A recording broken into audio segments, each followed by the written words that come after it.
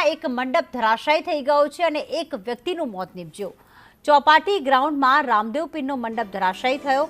મંડપ ધરાશાયી થતાં એકનું મોત નીપજ્યું, 16 લોકો ઘાયલ થયા છે। ઈજાગ્રસ્તોને તાત્કાલિક સારવાર અર્થે ખસેડવામાં આવ્યા છે। પોરબંદરની આ ઘટના છે। કમલાબાગ પોલીસે વધુ તપાસ હાથ ધરી છે। એક મંડપ ધરાશાયી થઈ ગયો, એક વ્યક્તિનું મોત નીપજ્યું છે। ભારે પવન ફૂંકાઈ રહ્યો છે અને એવામાં આ મંડપ ધરાશાયી થઈ ગયો।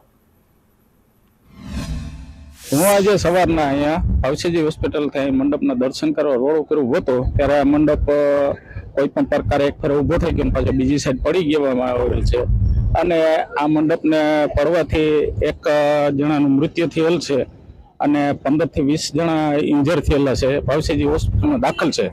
એટલે મારું કહેવાનું છે કે આયોજકોએ અને પોલીસને તંત્રએ વ્યવસ્થાએ આ મોટી ખુવારી ન થાય એ પહેલા આયોજક અને પોલીસે સાંઠગાંઠ રાખી અને આ જે આવા મોટા મેળાવડા થતા હોય એની માટે મોટી જગ્યા પર ફાળવવી જોઈએ અને આની તટસ્થ તપાસ થવી જોઈએ, નહીંતર આવું છે મોટા ગમખ્વાર અકસ્માતો થતા જશે। આજે વહેલી સવારે રામદેવ પીર મહારાજનો જે મંડપ છે તે ધરાશાયી થયો હતો। આ મંડપ ધરાશાયી થતાં જ 16 થી વધુ લોકો છે તે ઈજાગ્રસ્ત બન્યા હતા। એક વ્યક્તિનું મોત નીપજ્યું છે, વનરાજ ગોઢાણીયા નામનો વ્યક્તિ છે તેનું મોત નીપજ્યું હતું। આ મંડપ ધરાશાયી થતાં જ અનેક લોકો છે તે ચોપાટી ગ્રાઉન્ડ એકઠા થઈ ગયા હતા। સાથોસાથ કમલાબાગ પોલીસ પણ ઘટના સ્થળે પહોંચી અને તપાસ હાથ ધરી હતી।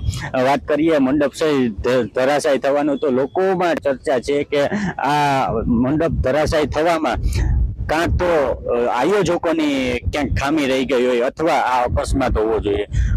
સાથોસાથ કમલાબાગ પોલીસ પણ એ જ દિશામાં તપાસ કરી રહી છે। આયોજકોની ખામી હશે તો કમલાબાગ પોલીસ દ્વારા કાયદેસરની કાર્યવાહી હાથ ધરવામાં આવશે। ઋષિ થાનકી, સંદેશ ન્યૂઝ, પોરબંદર।